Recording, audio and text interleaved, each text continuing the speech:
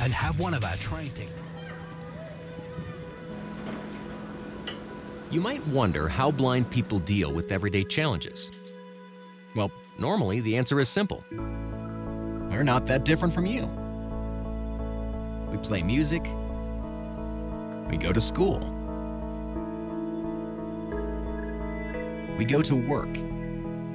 You get the picture. But sometimes the simplest things can be difficult, and we need a pair of eyes. Connect to. First available helper. That's where you come in. Establishing video connection. Through your smartphone, Be My Eyes connects the blind with sighted people through a live video connection. Simply choose if you need help or want to help by the click of a button. That's a nice picture of you.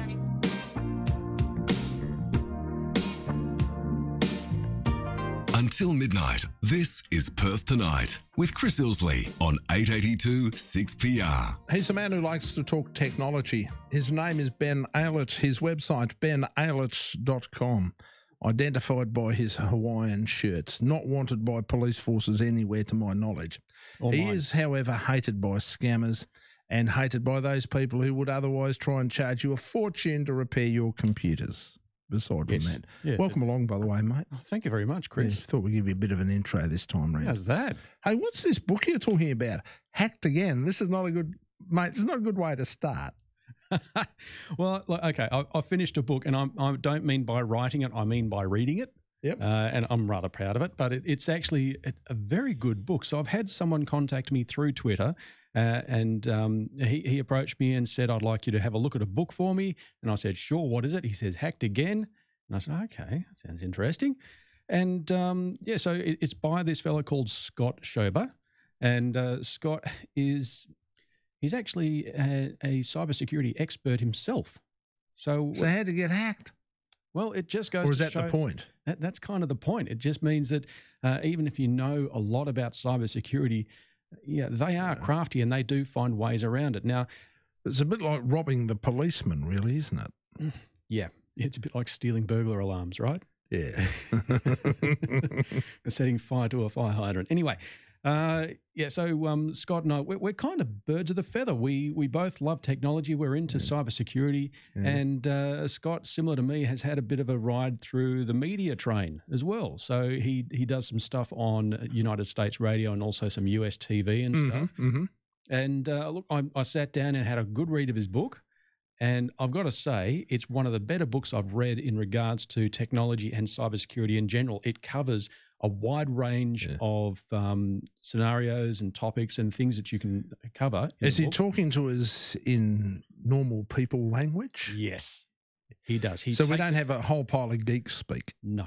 Good No, stuff. he does. If he does use any geek speak, he elaborates on it. Which he is says what it is. Yeah. He explains it. He explains it. So it's something that I like to do as well. So I like to break things down into simple terms so that anyone can get a handle on what's happening with technology and particular cybersecurity. So Scott has done a fantastic job at taking the tactics that the bad guys use, and he's also gone and he's just laid bare all the things that have happened to him. So he's been hacked a couple of times. And he's lost control of his bank account before, and he steps us through the process of like how it happened, what went wrong, and how he rectified it, and then how we can prevent that from happening to us. It's all about being able to combat it, really, isn't it? Yeah, it's a constant game of cat and mouse, and Scott does a good job at just bringing us up to speed on what's happening. And I particularly liked towards the end. He goes on and explains in detail how some of the biggest hacks in recent history have taken place. So I'm talking Target, that massive Sony breach that was going on for over a year before anyone knew about it. And the government database, the US government database was hacked as well. I'm always guessing it's penny pinching. Ultimately gets back to that. Somebody has not put in place what they need to put in place, and usually the reason, or they haven't bought security to the level that they need to buy it, the reason being because someone somewhere is penny pinching. Well, that could be one of the reasons. The other reasons is that there's just things happening in the background that we're not really aware of until the bad guys actually start using those little cyber weapons against us. So that's what we have to do. Aren't they still doing what they used to do at one time?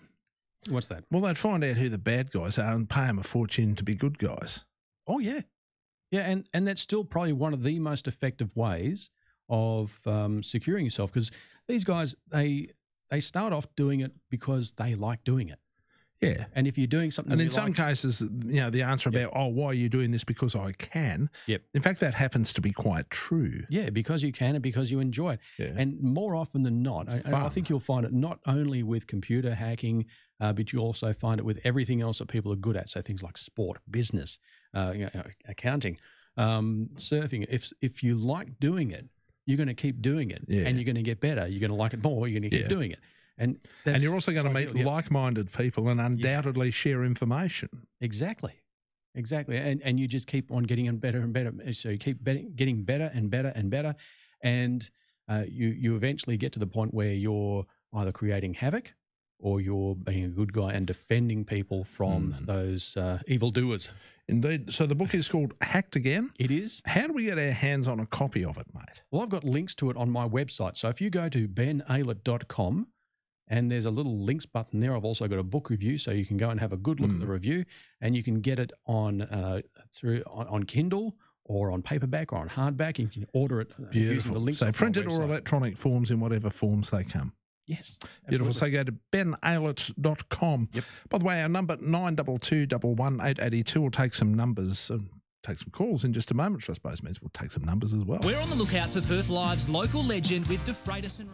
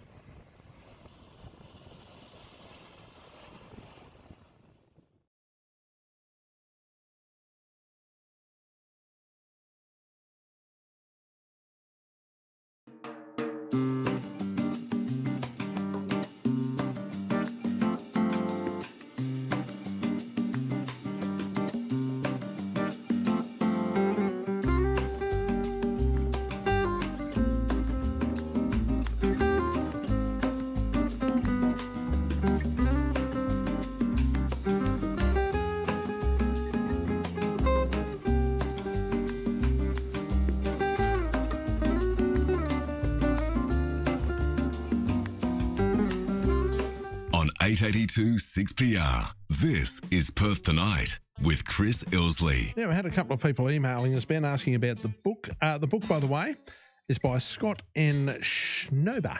I think that's right. Schober. Yep. Schober. It's called right. Hacked Again. It can happen to anyone, even a cybersecurity expert. And you can get that from Ben's website, benaylett.com, pretty soon on our Facebook page, on our Twitter, on our Perth Tonight at 6pr.com.au and other places too numerous to mention. We will have the links. Fantastic. In the meantime, Des is waiting to have a chat to us. He's got a bit of a problem with his son's email. Hi, right. Des. Hi. Now, being choosing not to push buttons, Okay. being a grumpy old bugger.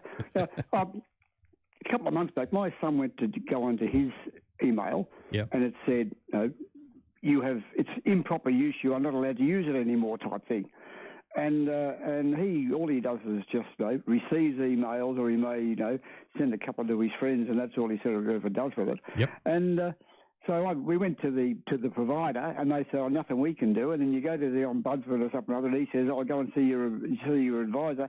But there appears to be no one in this entire universe can tell him why he was kicked off his email. Wow. Okay. So who's the email with? Well, 2 seconds. Two seconds. Sure. Right. Yeah. So who's your email with? IINet. Okay. So it's with IINet. All right. Now, reasons why we might have the most common reason why we have our email accounts shut down is when we have a whole bunch of spam sent out from that account. So let's see. So has your son actually? Have you guys changed providers? You're not using IINet for your internet anymore? You talk to him. Here he is here. Oh, okay. Better. Yeah. Pop him on. Hello. What's your first name, mate? My name's Sean. G'day, Sean. Basically, my whole Microsoft account got hacked. Ah. Yeah. Okay. So everything that they asked me to do with Microsoft is obviously not talking to an actual person. Yep. So basically, don't think I can get anywhere. Okay.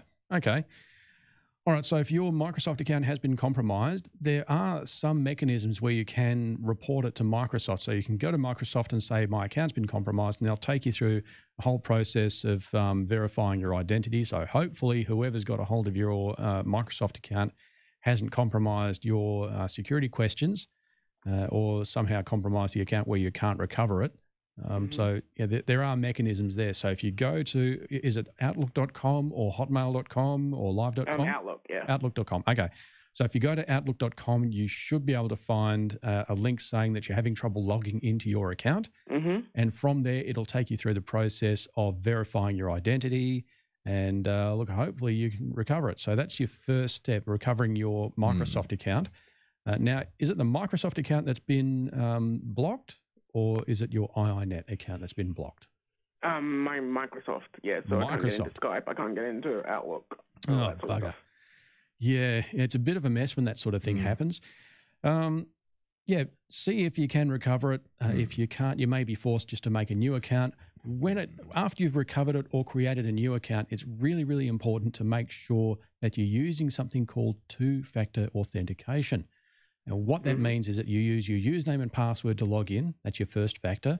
And then you've got to send in a code, usually an SMS sent to your phone, or you're using the Microsoft authentication tool, or even the Google Authenticator, which is good.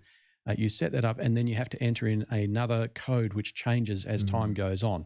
So it's very, very hard for people to breach your account once you've got that in place. Now, what Ben's telling you first up, Sean, is you might be lucky enough to just simply go to your Hotmail account, say, I've forgotten password. Yep. And as long as it still sees your email address, your other secondary email address as being valid, you might be able to recover it. If it doesn't, then it's a case of good night, Irene. As far as I know, I've done everything to try to, to my backup accounts and all that, and it hasn't worked. Yeah. Oh, that's a drag. I'm really sorry to hear that, mate. It's, not frustrating. Fun at all. Yeah. Oh, well, thank you. No, thank you very much for that. Geez, they just keep at these things, don't they? Well, they do, because once, let's say Sean's account had been compromised, that account will then be used to either create more accounts, or to send out messages to his friends to say, I'm stranded somewhere, can you send some money to help? Yeah, that's right. Which is kind of the way you do that. I had something really interesting. What's that? Which I received over the weekend from Facebook. And it said, hi, Chris, we received a request to reset your Facebook password. Oh. I sent no such request. And it said, click here to change your password. Oh, okay. It said, alternatively, you can enter the following password reset code. And then didn't request this change. If you didn't request a new password, let us know. Now, did this come to you as an email? Yeah. One of the and this was an interesting one. But you see, the interesting thing here is that I'm pretty sure I went through the whole process. This looked like it came from Facebook. I checked some of the addresses. Yep. But I thought, interestingly, what that means is somebody somewhere has tried to reset the password. Mm-hmm. Yes. Yeah, and I went through and did it. I'll show you off air. Yeah. But I went through and did it, and I came to the conclusion it was genuine. And all you had to do was click to let us know, and it came up and said, "Thanks for letting us know." Awesome. Okay. All right. So didn't ask for any details, didn't ask for any personal information. Mm-hmm. It simply said, "We received a request to reset your Facebook account. Mm-hmm. Click here to change your password," which I didn't do. Alternatively, you can enter the following password reset code, which was 6 digits, which obviously I didn't do. Yep. Didn't request this change. If you didn't request this change, let us know. And there was a link there. So let us know, and it came back and said, "Thanks for letting us know." Right. Okay. Very interesting. Normally, I wouldn't even click any links inside an email that's been sent to me. I checked it, and I spent about 2 hours checking it, you know, mate. And I thought, awesome. I thought this is really strange, but it didn't ask for any other information. Right. Now, if you're like me, you're one of those sorts of people who don't touch links inside emails that I didn't ask for. Yeah. I go to the Facebook webpage. I actually go straight to the site. Do you know there is virtually nothing, and this is something I went through their whole help. There is virtually nothing on what to do if you're sent a message claiming you want a password change. I mean, there's all sorts of information about changing your password and all that. Nothing on what you need to do if somebody's tried to change it. Yeah, it's probably buried somewhere deep if it is there. But look, and what I would recommend after you got that sorted out was enable two-factor authentication. So the Facebook app on your phone actually has got a code generator built in. Yep. So if you were to try and log in from a different PC, it'll then ask for a code, which you scramble and grab your phone and scroll right to the bottom of the menu, and there's the code generator. You hit the code generator, 6 digits, pop it in, and you can actually say, "I trust this computer and this web browser that I'm on all the time," and it'll let you log in easily. Ah, that all makes sense. By the way, 92211882, the number if you'd like to ask Ben a question. Of course, it's Ben Aylett. BenAylett.com is the website. As we say before, 1 L, 2 T's in Aylett, AYLETT, BenAylett.com. I'd like to have a chat to him, though. 92211882, the number. Perth Tonight. You might wonder how blind people deal with everyday challenges. Well, normally the answer is simple. We're not that different from you. We play music. We go to school. We go to work. You get the picture. But sometimes the simplest things can be difficult, and we need a pair of eyes. Connect to. First available helper. That's where you come in. Establishing video connection. Through your smartphone, Be My Eyes connects the blind with sighted people through a live video connection. Simply choose if you need help or want to help by the click of a button. That's a nice picture of you and your family, Caroline. Is it for a present? Yes, it's a photo from my parents. You can help just by installing the Be My Eyes app, Print image. and we'll notify you when someone needs your help. And if you're in the middle of something, don't worry. Someone else will step in.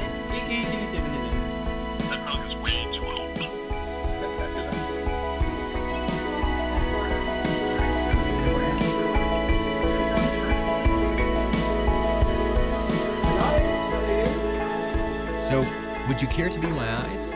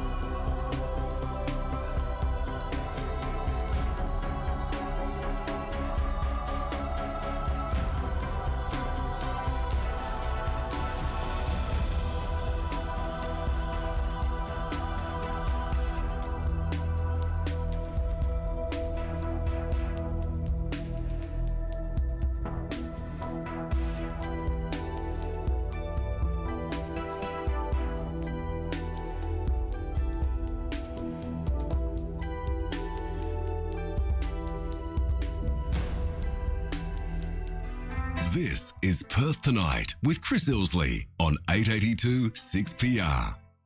92211882, the telephone number. We're talking technology. If you'd like to have a chat to Ben Aylett, that's the number to call. Yep. By the way, Ben, yes, our friend Ron in Bayswater has SMS'd. He has a question. Yeah. He said, I may be dumb, but I don't understand anything about NBN, which has today been connected. Would you mind explaining what it does, please? Having a laptop installed soon? Yeah. And what would that involve? Sorry, but I'm not bright when it comes to technology. Please help. Regards, Ron. Don't feel dumb, Ron. No. We're happy to help. Look, give Ron a basic overview. Okay, Ron, don't feel like you're sort of behind the eight ball when it comes to the NBN, because, to be honest, the NBN confuses the hell out of everyone, even me. I hear stuff about the NBN and I think, what the hell are they doing? Anyway, that aside, the NBN is really no different to the old DSL services we've had in the past and the old dial-up services. The main difference, and I suppose the only difference you'll need to worry about, is the speed. The NBN is incredibly fast when it works. So once you get it on, it is going to be super fast, and you'll be able to watch videos without any of that annoying buffering. You can even stream the show that I put on every week here at 6PR over YouTube with no buffering, no lag, and you can see what's happening in the studio. And it's fine. The thing that people do get tripped up on is the change in the way that the NBN is packaged. So we have, in the old days, the old dial-up and the ADSL, and it was basically two speeds. It was either slow or stop, which is the way it was. These days, we've got NBN, which is a tiered service.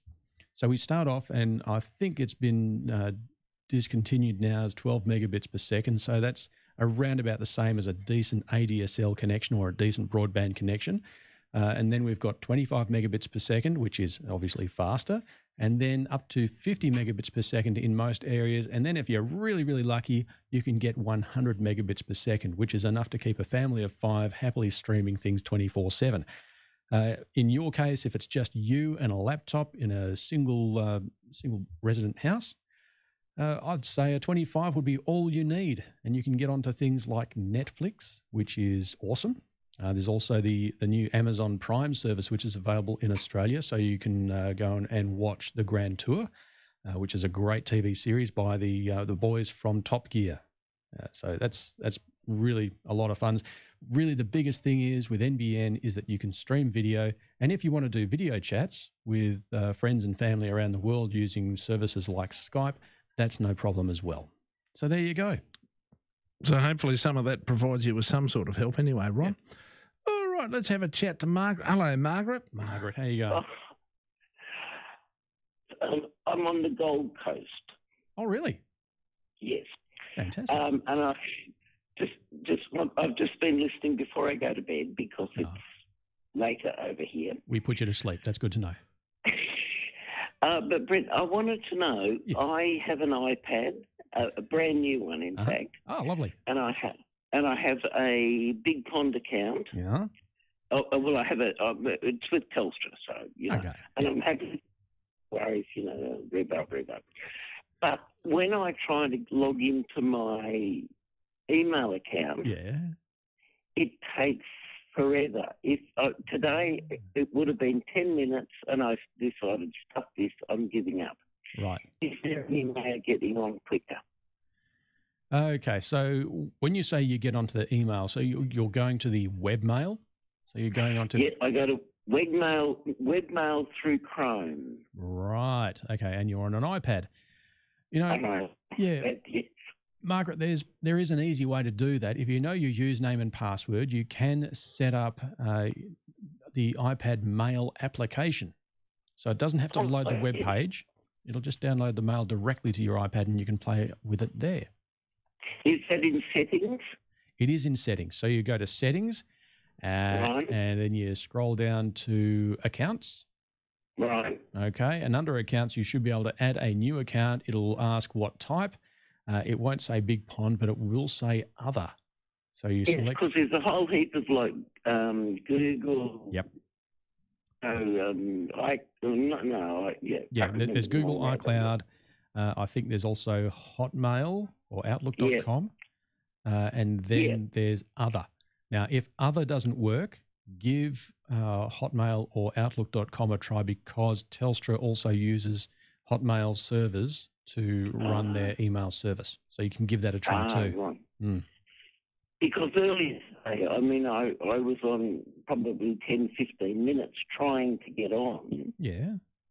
And I couldn't, logged on, on the Telstra media, where you go webmail. Yeah.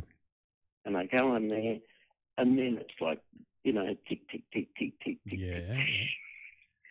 And I just, it's like, oh, stuff yourself, get on with it. All right. Now, Margaret, just another question. You're staying at a hotel, right? Yeah, sort of. Okay. Yeah. And you're using the hotel Wi-Fi? No. It said it was unsecured. Very good. Yep. So I'm using my own. I've got like a 35 gig monthly, over about 3 or 4 devices. Yeah. Okay, that sounds good. So it said it was unsecure, so I thought, no, I'm not even going to try this. Yep. I tried, but I couldn't get on. Yeah. Can you see the signal strength for your mobile services? A couple of times I've only had the one little bar. Right. A couple of times I've had 2. Okay. Well, there's your problem. So you've got a weak signal, which means the mobile service has to take its time to get the message from A to B. It's like if you and I were standing on the top of 2 hills trying to shout a message from one to the other. As the wind picks up, we are going to slow down to make sure the other one gets the message, if you know what I mean. Right, yes, I do. It's very similar. So as the signal degrades, as there's more noise introduced between the 2 points, say the cell tower and your iPad, the speed will slow down to make sure the message gets from A to B. So I need to make sure I've got about 4 bars. 3 or better would be good. Would be good. So Yes. then I can just say, okay, I can get on much more quick. Yes, you'll be able to get on Correct quicker. English. Yes. Much more quick. You can word good. It's excellent. Yes. Fantastic. All right. So does that answer your question there, Margaret? It does indeed. Thank you very much. And thank you very much for that. And enjoy your holiday too. That should be a nice one. Yeah. Night, Margaret. Yeah. It can be a bit frustrating, can't it? Yeah, it can be. So that's something, actually, I've got to tell you about this. I'm going to be going on holiday next week. So I'm going to be disappearing for a couple of Mondays. Yeah, you're going on holidays. I'm going on holidays. So I'll be packing myself, and the kids are all off, and the wife, of course, she's got to come too. Yeah, well, I was going to say, if she's not going, mate, there's going to be a whole heap of trouble, and I don't even want to start to discuss the extent or depth of said trouble. So yes. Pleased to hear that. Yes, so we'll be going off, and we'll be dealing with hotel Wi-Fi, and before we use any sort of hotel-supplied Wi-Fi or any wireless network that we're not familiar with, we will be using a VPN. So when you're traveling, very, very important to use a VPN. A VPN stands for a virtual private network. Yep. And I'm pretty sure a lot of people will be asking, what VPN do you use, Ben? I use NordVPN, N-O-R-D, yep. VPN, very much like as in Norse or Nordic. These people are traditionally very privacy focused. So NordVPN actually gets my vote. I also, as it happens, I have some links on my website. So if you go to benaylor.com, click on links, there's also a link to NordVPN. It'll take you straight there. NordVPN. Yep. Beautiful. All right, don't forget, if you want to know more about the book Hacked Again, it can happen to anyone, even a cyber security expert, by Scott N. Schober. Just go to Ben's website. We've got the hot links to that on our site. Meantime, mate, thank you very much. Thanks very much for having me. I guess it'll be a couple of weeks' time before we have a chat again. We'll see you then. We're on the lookout for Perth Live's local legend with